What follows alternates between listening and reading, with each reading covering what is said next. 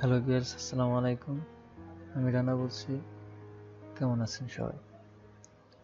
আমি আজকে আপনাদের দেখাবো কিভাবে পেন ড্রাইভে বুটেবল করতে হয়, তার সহজ একটা পদ্ধতি। আর বুটেবল করতে আমাদের যা প্রয়োজন তা ফার্স্টে একটি pen drive, minimum 8 GB pen drive লাগবে। প্রথমে আপনার পিসির সাথে পেন ড্রাইভটি কানেক্ট করবেন,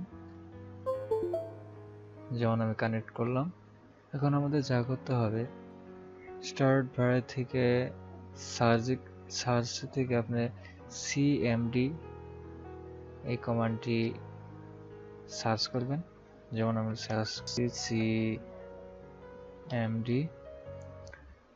সার্চ করার সাথে সাথে দেখেন এখানে আছে কমান্ড প্রম্পট নামে একটি অপশন।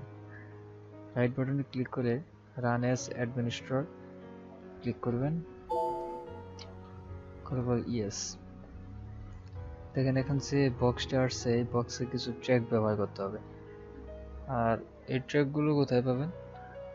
ট্র্যাকগুলো আমি অবশ্যই ডিসক্রিপশনে দিয়ে দেবো। আর এখানে আমি সেভ করে রাখছি, টেক্সট ফাইলে সেভ করে রাখছি আগে থেকে, তো আপনারা চাইলে এখান থেকে নিয়ে নিতে পারেন। আর আমি ডিসক্রিপশনে দিয়ে দেব।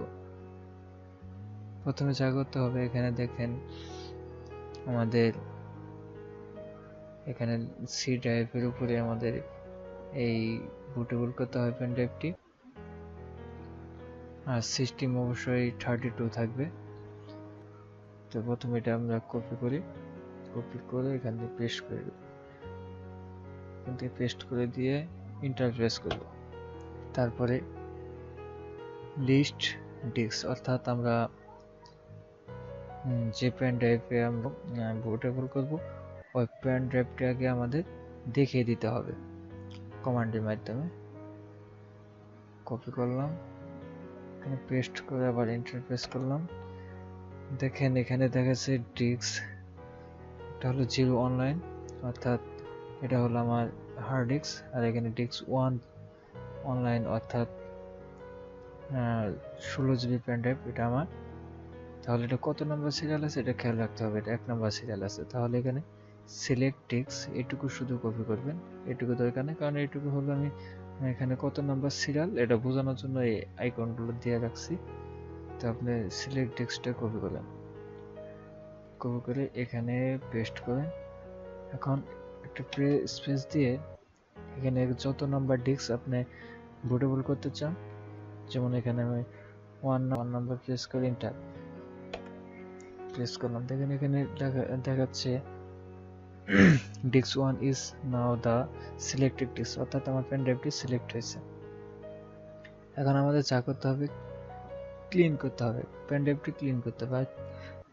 আর অবশ্যই বন্ধুরা, আগে থেকেই আপনার পেন ড্রাইভের পার্সোনাল কোনো যদি ডাটা থাকে আগে থেকে সরিয়ে রাখবেন, কারণ এখানে আপনার পেন ড্রাইভটি ফরম্যাট হয়ে যাবে। যেমন আমি কপি করলাম ক্লিন কমান্ডটি, পেস্ট করে ইন্টারপ্রেস করলাম। Disk success in cleaning the disk, তার মানে আপনার পেন ড্রাইভটি ক্লিন হয়ে গেল, তার মানে ফরম্যাট হয়ে গেল। এখন আমাদের যা করতে হবে, ক্রিয়েট পার্ট প্রি, আর কি এখানে আমরা পার্টিশন করব, পেন ড্রাইভটি পার্টিশন করব। এটাও আমরা কপি করলাম, কপি করে এখানে পেস্ট করে ইন্টারপ্রেস করলাম। এখানে disk successfully creating the specified partition, তার মানে আমার পেন ড্রাইভটি পার্টিশন হয়ে গেছে।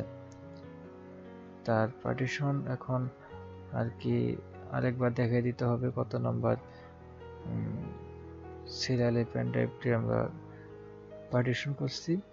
এখানে দেখেন ডিস্ক 1, এটা আমাদের খেয়াল রাখতে হবে। ঠিক একইভাবে এখানে কপি করে দিয়ে স্পেস দিয়ে 1 enter. Partition 1 is now the selected partition হয়ে গেছে। এখন আমাদের পেন ড্রাইভটি অ্যাক্টিভ করে দিতে হবে, অ্যাক্টিভ ইন্টারফেস করে disk marketed the current partition as active, তেমন আমার পেন ড্রাইভটি অ্যাক্টিভ হয়ে গেছে। এখন যা করতে হবে, এটা কেটে দিতে হবে। আমাদের মাই কম্পিউটারটি রান করার তারপর এখানে আমার যে পেন ড্রাইভটা আছে পেন ড্রাইভটি ফরম্যাট করতে হবে। রাইট বাটনে ক্লিক করে ফরম্যাটে যাব। আর একটা জিনিস খেয়াল রাখবেন, আমরা ডিফল্ট ভাবে আমরা যে পেন ড্রাইভটি ফরম্যাট করি সেটা হলো FAT32 ডিফল্ট। এইভাবে আমরা কিন্তু সাধারণভাবে আর কি ফরম্যাট দিয়ে থাকি।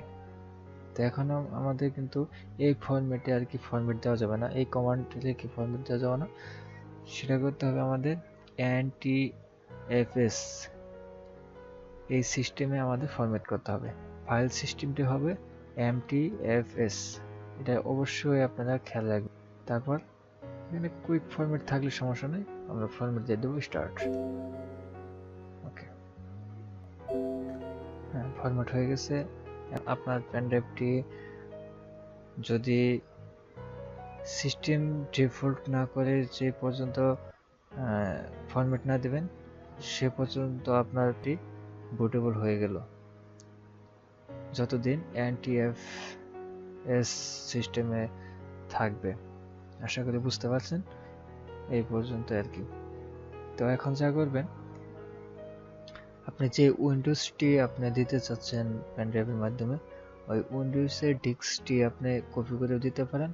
আর যদি চান যে না আমি অনলাইন থেকে আইসো ফাইল নামিয়ে তারপরে উইন্ডোজ দেবেন তাও দিতে পারেন, তবে এটা সময়ের ব্যাপার, কারণ এটা আপনার 4-5 জিবির মতো আইসো ফাইল, ওই ফাইলটি নামাইতে দেখা যায় যে অনেক সময়ের ব্যাপার।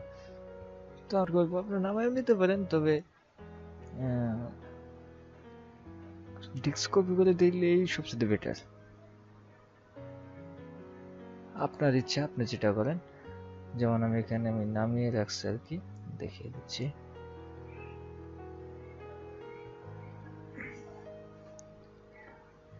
এখানে দেখেন উইন্ডোজ 8.1 এটা আইসো ফাইল নামিয়ে রাখছি, আর উইন্ডোজ 10 আইসো ফাইল নামিয়ে রাখছি। আপনারা এখান থেকে আপনারা নামিয়েও নিতে পারেন, ওটা microsoft.com এখান থেকে আপনারা নামিয়ে নিতে পারবেন, ফ্রিতে নামাইতে পারবেন, কোনো সমস্যা নেই। বা ডিস্ক কপি করেও আপনারা যদি পেন ড্রাইভে পেস্ট করে দিয়ে তারপরে উইন্ডোজ দেন, তেমন উইন্ডোজ দেওয়া দেখাইতে হবে না, হয়তো আপনারা অবশ্যই জানেন, কারণ উইন্ডোজ কীভাবে দিতে হয় ঠিক একই সিস্টেমে বুটেবল পেন ড্রাইভে ওই একইভাবে আপনার কি বলে উইন্ডোজ দিতে পারবেন। তো আজকে এই পর্যন্ত রাখছি। যদি আমার ভিডিওটি ভালো লাগে অবশ্যই সাবস্ক্রাইব করবেন, লাইক শেয়ার করবেন, ভালো থাকবেন। এই পর্যন্ত, আসসালামু আলাইকুম।